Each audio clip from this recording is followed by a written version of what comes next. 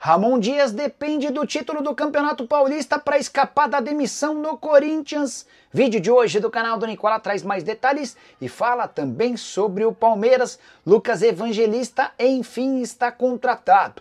No São Paulo, preocupação com a chance de perda de um jogador dos mais promissores. Preciso falar também sobre o Vasco tentando prorrogar a permanência de Felipe Coutinho. Já o Atlético Mineiro não quer mais fazer negócio com o Cruz Maltino.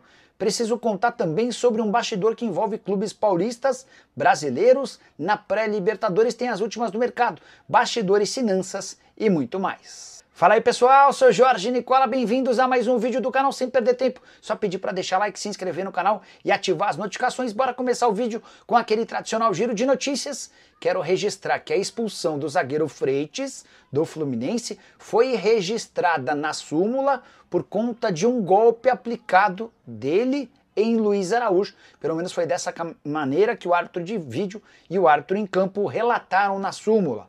Bora falar também sobre o Red Bull Bragantino, que recusou a mais nova proposta do Botafogo por Henry Mosquera. O Botafogo começou pedindo o jogador por empréstimo, ouviu não? Depois, proposta de 20 milhões de reais para compra em definitivo e nova recusa do Red Bull. Preciso falar ainda sobre o Santos, que busca um lateral direito no mercado em caráter de urgência. Vale a lembrança de que até 11 de abril apenas atletas que disputaram campeonatos estaduais podem ser contratados. Para completar o giro de notícias, contar que o Atlético Goianiense anunciou seu novo técnico, Cláudio Tencati, assim como o Mirassol em relação a Rafael Guanais. Para completar, o Remo oficializou a chegada do treinador Daniel Paulista. A saideira do giro de notícias, Pedro Raul segue bem com a camisa do Ceará. Agora são 4 gols em 4 partidas pelo Vovô. Hora de falar sobre o futebol brasileiro e a pré-Libertadores. Fase que parece ser uma pedra no sapato do Corinthians e também dos times por aqui. Desde 2018, sempre pelo menos um time é eliminado, na segunda ou na terceira prévia antes da fase de grupos. Desde 2018. Essa sequência começa com a Chapecoense e prossegue com o São Paulo em 19, com o Grêmio em 2021, com o Fluminense em 22, o Fortaleza em 23, o Bragantino em 24 e agora o Corinthians em 2025. Timão, que é o recordista de eliminações na pré-Libertadores, já havia caído também nos anos de 2011 e 2020. Vale a lembrança ainda de que o Bahia entra em campo nessa quinta-feira contra o Boston River, precisando vencer em casa por qualquer placar para espantar a zebra e chegar à fase de grupos. Já o Corinthians vai ter de se contentar com a disputa da Sul-Americana. Hora de falar sobre o Clube Atlético Mineiro. O Galo está desistindo do empréstimo de Bryan Palacios para o Vasco. Decisão ainda não é oficial, mas está se tornando. Tudo começa quando o próprio Bryan Palacios não demonstra tanta vontade assim de jogar por empréstimo no Vasco. A negociação entre os clubes estava fechada.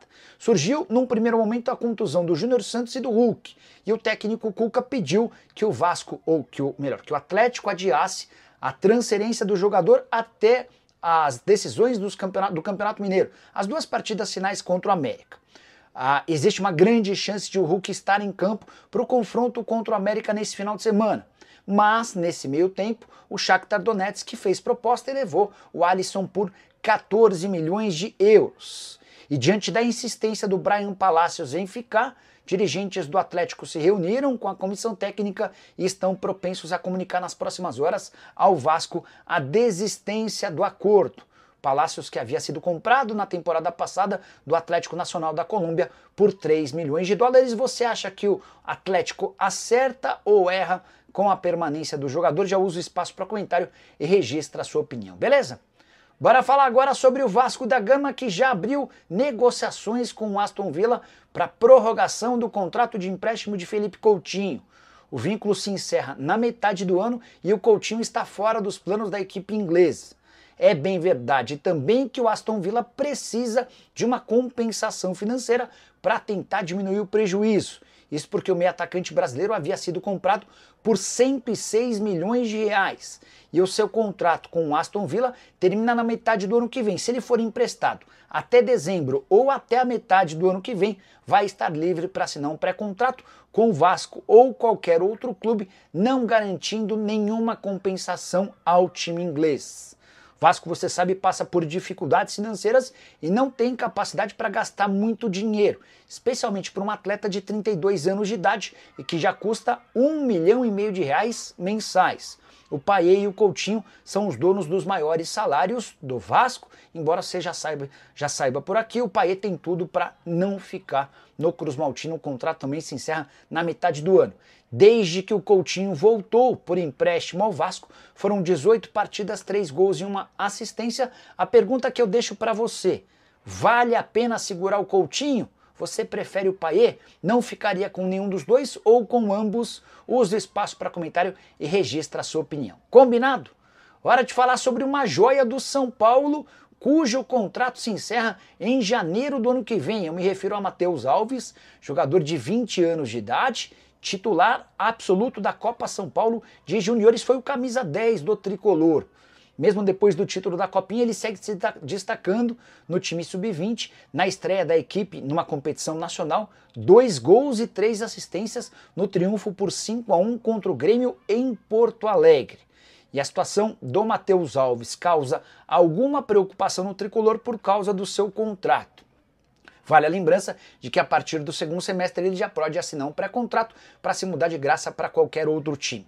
Importante lembrar também que antes da Copa São Paulo de Juniores, houve uma determinação do Douglas Schwartzman, que é o diretor da base, que só jogariam atletas na Copa São Paulo que tivessem contrato longo. Mas, por alguma falha administrativa dentro de Cotia, permitiu-se que o Matheus Alves jogasse a Copinha, mesmo com um contrato mais curto.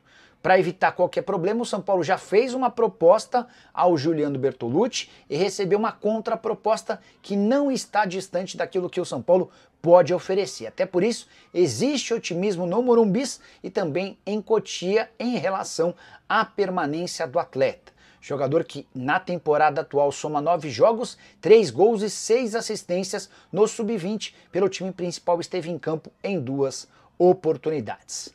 Bora falar agora sobre o Palmeiras e o 7º reforço alviverde, enfim, é oficial. Lucas Evangelista será anunciado a qualquer momento, mas ele foi aprovado nos exames médicos e será reforço alviverde. Operação de 4 milhões de euros ou 24 milhões de reais.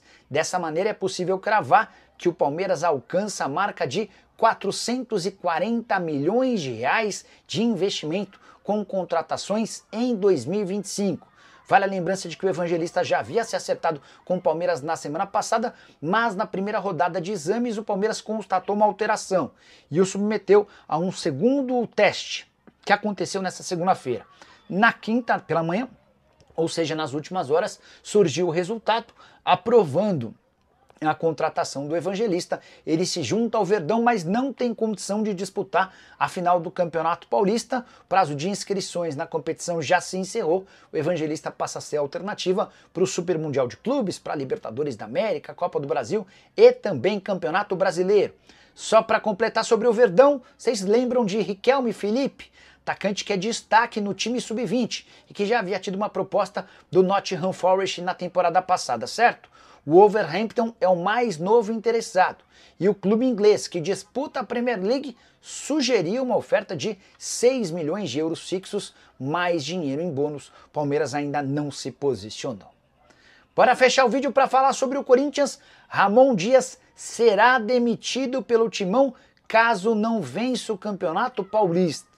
O recado ainda não foi completamente dado ao treinador, mas essa decisão já está tomada pelos homens do departamento de futebol.